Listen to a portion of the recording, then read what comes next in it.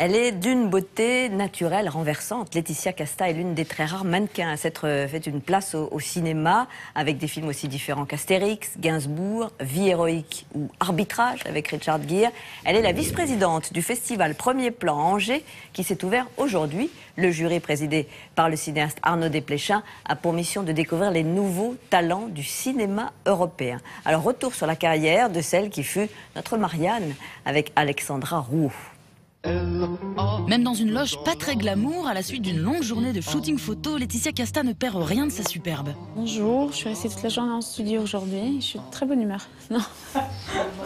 Mais c'est à l'actrice aujourd'hui, vice-présidente du festival Premier Plan d'Angers, que nous nous sommes intéressés. Un événement qui récompense les meilleurs premiers films européens. Je pense dans un premier film, il y a des erreurs qui feront que ce sera le style du metteur en scène plus tard. Quand c'est un premier film, je pense que les jeunes metteurs en scène osent beaucoup plus. Laetitia Casta a débuté en tant que mannequin à l'âge de 15 ans, puis a fait ses débuts au cinéma en 99 dans le rôle de la plantureuse Falbala. Depuis, elle a fait ses preuves dans des rôles plus intenses, devant la caméra de Raoul Ruiz ou de Patrice Lecomte. Elle a joué la mythique Brigitte Bardot pour Johann Sfar, interprété Arletty dernièrement pour la télévision, ou s'est essayée sur les planches dirigées par Jacques Weber. Laetitia Casta revient avec nous sur sa carrière en toutes lettres. Un casting en particulier, c'était peut-être pour la bicyclette bleue. D'abord, j'étais extrêmement timide.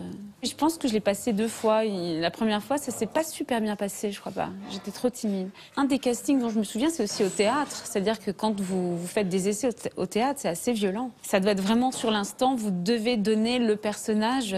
Et je me souviens de Jacques Weber, qui était le metteur en scène de Ondine. Il me dit, si tu me donnes pas ce que je veux là maintenant, ça pourra pas se faire. Et je suis là, abaissée devant elle. Moi qui suis tellement plus haute, humiliée devant elle, elle me répond même pas. Comme j'ai compris qu'il fallait que je me jette à l'eau, voilà. Son Altesse Bertha n'a-t-elle qu'une bouvreuille? Oh, Ah, c'est là. elle n'a pas pris sa main. Voilà, c'est là. Croyez-moi, il faut parier pour ce film. Je vais finir par adorer les Italiens, moi. Comme les Allemands, apparemment. Oui, et les poètes, et même les idiots. Que veux-tu, une muse a plus d'une corde à son arc? D'abord, physiquement, on se ressemble pas du tout. Même Arletty était très très fine. Elle n'avait pas du tout de poitrine. Et même, elle avait tendance, enfin, oui, à se tenir un peu les épaules en avant, comme ça. Atmosphère, atmosphère, est-ce que j'ai une gueule d'atmosphère? Et puis à l'époque, les femmes, dans ces années-là, avaient le bassin en avant totalement introversé. C'est comme, si vous voulez, quand on voit les mecs dans la rue qui marchent comme ça, quoi. C'est une sorte d'attitude du moment. Mais toutes les deux, on a un point en commun, c'est qu'elle a été mannequin, Arletty. Donc très vite, sa manière de marcher, elle vole un peu. Et donc tout ça, j'ai pu l'utiliser, ouais. On remonte, tu fais les valoches. On retourne à Paname. Mais qu'est-ce qui se passe? Le Duce, fouille-moi. Il occupe Nice demain matin. Et moi, je me tire. La voix, je l'ai mise en place au dernier moment, en fait. Je crois que j'ai découvert la voix d'Arletty sur le plateau.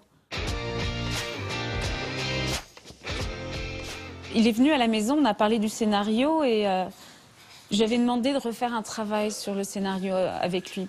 Pour justement essayer de ne pas tomber aussi sur tout ce qu'on connaît de Bardot, essayer de trouver quelque chose où je puisse, moi-même en tant qu'actrice, trouver une certaine liberté ou inventer quelque chose de moi, ce que j'imaginais d'elle.